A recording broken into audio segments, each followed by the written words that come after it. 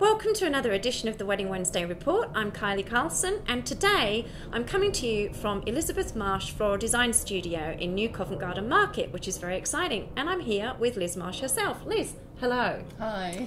We're here to talk about your new book that you've brought out, but firstly I want to talk to people about what it is that you actually do.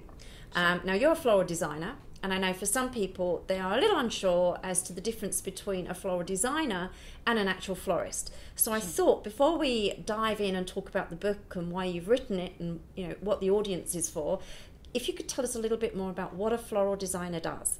Sure. Originally you had florists. Yeah.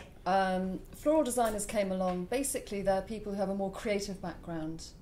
They're not so regimented. Yeah. They're not stuck to such rigid rules.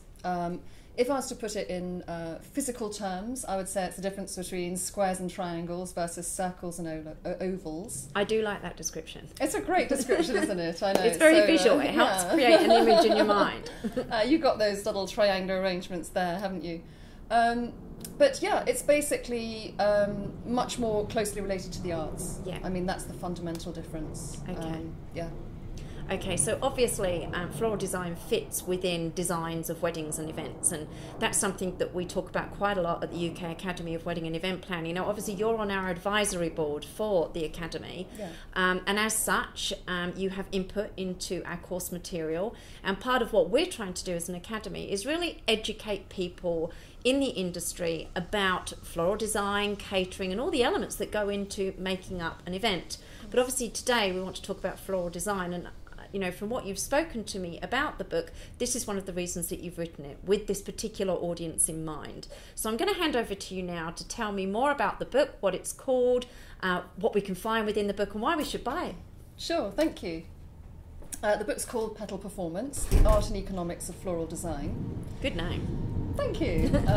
And it was actually, funny enough, written for people like you, Yeah. Wedding planners, venue managers, anyone who's in charge of a budget, actually brides as well, funny Yeah. enough. It's really to explain, why do you use floral design, what's the point? Yeah. You can buy a diamond today and you can sell it in X number of years' time and make so much profit on it. That's not going to happen with flowers. Not only not only are you not going to make a profit on it, you're not going to sell it. No. You're going to throw it in the bin. So why do we use flowers? It's all about creating an impact. Yeah. When we work with corporate companies, we tie it into their branding and into their marketing strategy. Well, with brides, I see them as a little mini branding process. This is the day when... absolutely. Yeah. The brand is them. Exactly. And them as a couple. And it's a new phase for them because it's the first time that she and her fiancé would have actually expressed themselves jointly. Yeah. Up to that moment, they've been independent of each other. So it's a big day, and it's really important to manage that well. And flowers are the single thing that will change dramatically from one wedding to another, especially if you're in one venue. We have one venue, they'll have like 4 weddings in a weekend. All those weddings have the venue in common. They've probably got the catering in common. Yeah, more than likely. It's the dress and the flowers that are really going to be unique to each couple. So the book really looks at, why we use floral decor, how do we get the absolute maximum out of it. We look at different styles. So we go from vintage to much more modern to traditional. So it's a real education process that you go through within the book. It is. Yeah. It's to really kind of open the lid on floral design and give people a peek inside. Yeah. There is so much to it. It's an amazing world, and I think it's a shame that people have so little appreciation of exactly what goes into it. Well, they don't have the understanding of it, do they? And that's something, we dedicate an entire unit to floral design within our wedding planning, styling and design course, and also within our certificate in event design as well, because it is such an important element. We've just recently added it into our certificate in wedding planning too. But there's many areas of floral design that are overlooked, and I know one area in particular that you cover in the book is lighting. Yes. So do you want to tell us a little bit more about that? It's interesting, a lot of people forget about lighting, but the problem with flowers is it's all about what they look like, and if the lighting isn't right, if there is no lighting, then you can't see them, in which case there is no impact. Yeah, it's non-existent. It seems really obvious to say that, but do you know what? So many people just don't think of it. Yeah. We actually did, it wasn't a wedding, it was a sales conference, and they said, look, there's 120 tables, we're not going to be spotlighting them, so can you give us self-lighting table centres? So we actually had to create table centres that were lit from inside. And that's fine. Do you know what? I would rather do that than turn up to an event and say, here's your stunning flowers that you just spent thousands of pounds With on. no lighting at all. Where's the lighting? And they say, what lighting? So as a wedding planner, it's really important to coordinate that, to think of that if the bride doesn't. And most venues these days have pin spotting built in, don't they? So it's not a difficult thing to do, and it's quite a cheap form of lighting as well if you do need to bring it in. Absolutely. I know it's not a break the bank type of lighting like some of them are, and obviously something as simple as a pin spot then just lights up what's on the table. It so does. Yeah. And how it's lit, is important.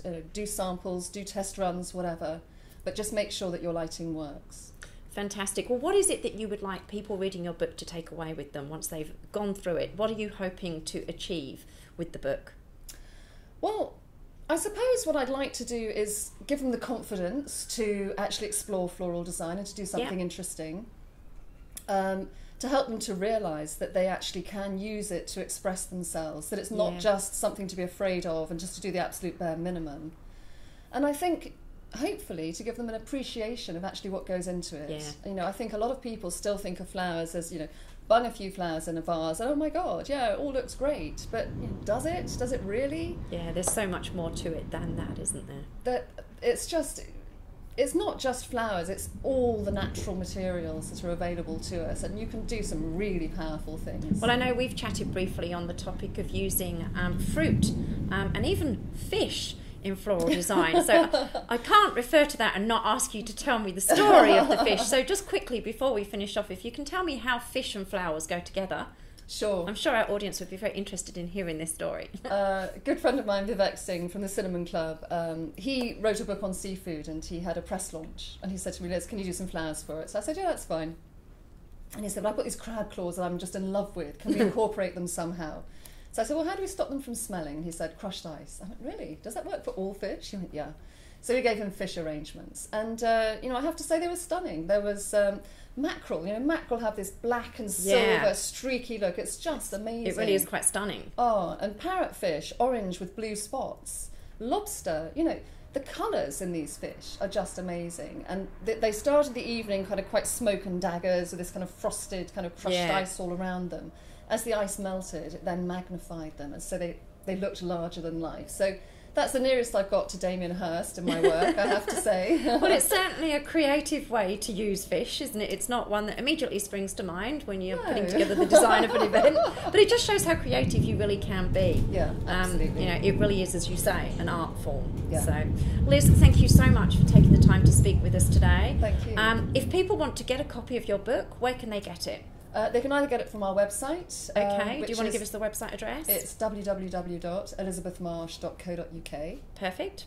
Or on Amazon, amazon.co.uk. Okay. It's the Excellent. UK branch of Amazon. I don't think it's on the American one, but certainly.